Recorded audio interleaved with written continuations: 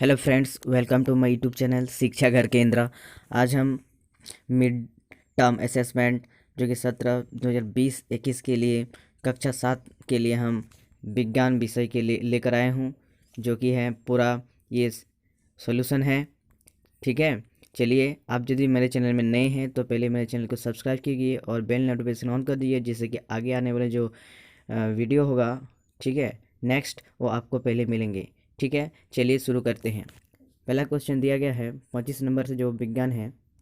पहला है, मनुष्य में निम्नलिखित में क्या नहीं पचता? इनमें से क्या नहीं पचता? ऑप्शन 1 है प्रोटीन, वसा, कार्बोहाइड्रेट होगा। ठीक है, कार्बोहाइड्रेट या सेलुलोज। इसका सही आंसर होगा सेलुलोज। ठीक है, यहाँ उत्तर लिखा गया है सेलुलोज। नेक्स्ट है, छोटी आंत की भीतरी सतह पर उंगली नुमा संरचना क्या कहलाती है? जो छोटी आंत होता है ना, तो उसमें उंगली नुमा जो संरचना होता है उसको क्या कहलाता है? क्रसिका, रसांकुर, ग्रासनली या फिर लार ग्रंथि, उसको क्या बोलते हैं? इसका सही आंसर होगा रसांकुर। ठीक है, यहाँ उत्तर लिखा गया रसांकुर। नेक्स्ट है, अपशिष्ट जल किसे कहते हैं? अपशिष्ट जल किसे कहते हैं? ये वर्षा के जल को कहते हैं, या फिर समुद्र जल को कहते हैं, या फिर दूषित जल को कहते हैं, या फिर नदी के जल को कहते हैं? इसका सही आंसर क्या होगा? अपशिष्ट जल क्या कहते हैं? दूषित जल को कहते हैं। ठीक है, दूषित जल होता है। ठीक है, नेक्स्ट क्वेश्चन है 28 नंबर, केंचुए में श्वसन किस अंग द्वारा होता है? जो केंचुआ होता है ये किस अंग द्वारा श्वसन करते हैं? त्वचा द्वारा, गलफड़ा द्वारा, या फिर श्वास रंध्र द्वारा, या फिर फेफड़ा द्वारा? इसका सही आंसर होगा क्या? त्वचा द्वारा। ठीक है, इसका उत्तर हो जाएगा त्वचा द्वारा। ठीक है, नेक्स्ट क्वेश्चन है, दंत क्षय किसे कहते हैं? इससे बचने के 2 उपाय लिखिए। जो दंत क्षय होता है ना, तो क्षरण जो होता है, इसका किसे कहते हैं? उत्तर है, सामान्य तो हमारे मुंह के जो जुबान जो होते हैं, ठीक है, जुबान में पाए जाते हैं। ठीक है, ये जुबान में हम लोग, जिससे हम कोई हानि नहीं होती। ठीक है, खाना खाने के बाद अगर मुंह में ठीक से साफ नहीं करते तो हानिकारक जीवाणु वृद्धि करने लगते हैं। तो जीवाणु दंत के बीच यानी दांत के बीच फंसे भोजन के शर्करा का विघटन कर अम्ल स्रावित करते हैं तथा दंत को धीरे धीरे क्षति पहुंचाते हैं। इसे ही दंत क्षय कहते हैं। ठीक है, यहाँ लिख देना, दंत क्षय कर देना। ठीक है, तो मिस्टेक प्रिंट हो गया, तो दंत क्षय कहते हैं इसको। ठीक है, इसे बचने के 2 उपाय हैं। पहला उपाय है, प्रत्येक व्यक्ति को प्रतिदिन सुबह उठकर एवं रात्रि में सोने से पूर्व, है ना, कम से कम 2 बार ब्रश अथवा दातुन करना चाहिए। दूसरा उपाय है, ख नंबर लिखना है आपको, कुछ भी खाने के बाद कुल्ला करना चाहिए। ठीक है, ये दंत क्षय से बचने का 2 उपाय हैं। ठीक है, नेक्स्ट क्वेश्चन है ये वाला क्वेश्चन है, जल जनित 2 रोगों के नाम लिखिए। तो जल से जो होने वाला जो रोग है, जैसे क्या होता है? हैजा होगा। ठीक है, हाँ, हैजा होगा इसमें, हैजा। ठीक है, हैजा और पीलिया होता है। ठीक है, यहाँ लिख देते हैं हैजा और यहाँ पीलिया लिखा है। ठीक है, 2 रोग नाम लिखना है। नेक्स्ट क्वेश्चन है, लगातार, है ना, लगातार होगा, लगातार शरीर श्रम करने से श्वसन दर पर क्या प्रभाव पड़ता है, बताइए।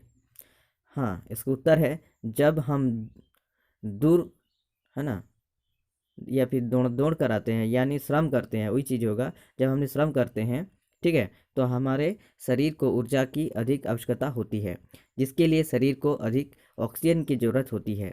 अधिक मात्रा में ऑक्सीजन को अंदर लेने के लिए हम तेज़ी से सांस लेते हैं।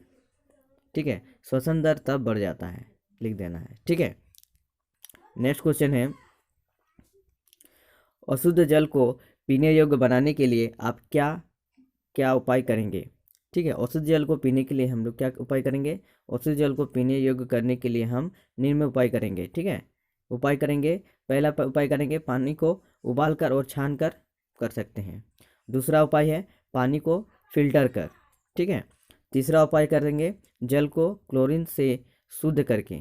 चौथा करेंगे फिटकरी का उपयोग करके। ठीक है, ये 4 उपाय करके जल को पीने योग्य, अशुद्ध जल को पीने योग्य बना सकते हैं। ठीक है, ये उसका उत्तर लिखिएगा आप। ठीक है, नेक्स्ट क्वेश्चन है वाहित मल का सही निपटान क्यों आवश्यक है। जो वाहित मल होता है उसका सही निपटान क्यों आवश्यक है। उत्तर हो जाएगा वाहित मल का निपटान करना इसीलिए आवश्यक है क्योंकि इससे नदी और समुद्र का जल दूषित होता है और बीमारियां फैलाती है। ठीक है, इसका उत्तर ये लिखिएगा।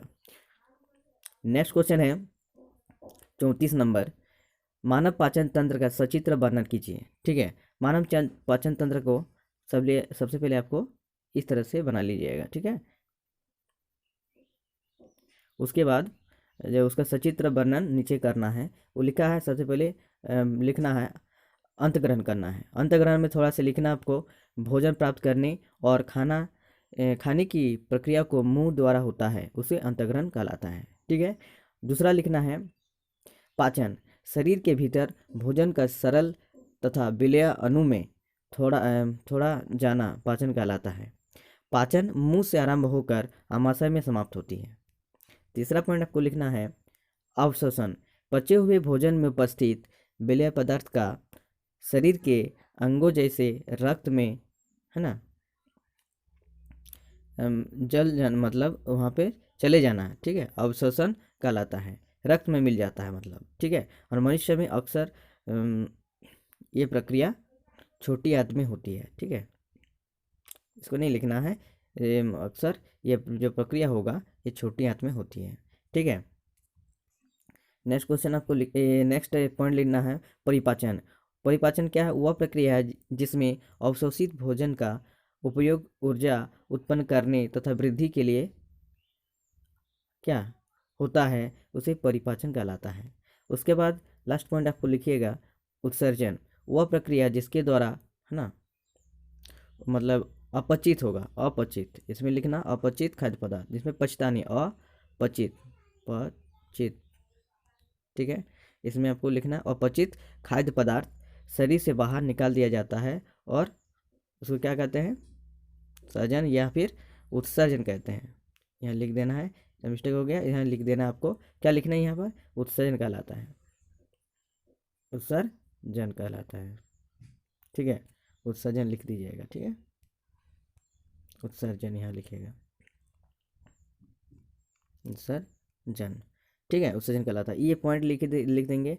तो आप यदि भी नहीं लिखिएगा तो अंतर्ग्रहण, पाचन, ये अवशोषण, परिपाचन, ठीक है, और लास्ट में जो उत्सर्जन, ये प्रक्रिया तो आपको लिखना पड़ेगा। ठीक है दोस्तों, मेरे वीडियो को अच्छा लगे तो लाइक, सब्सक्राइब और दोस्तों में शेयर करें। ठीक है, और इसका PDF पढ़ना चाहता है तो पहले यहाँ पर डिस्क्रिप्शन बॉक्स में जाइएगा, उसका लिंक उसे डाउनलोड कर दीजिएगा। ठीक है, धन्यवाद।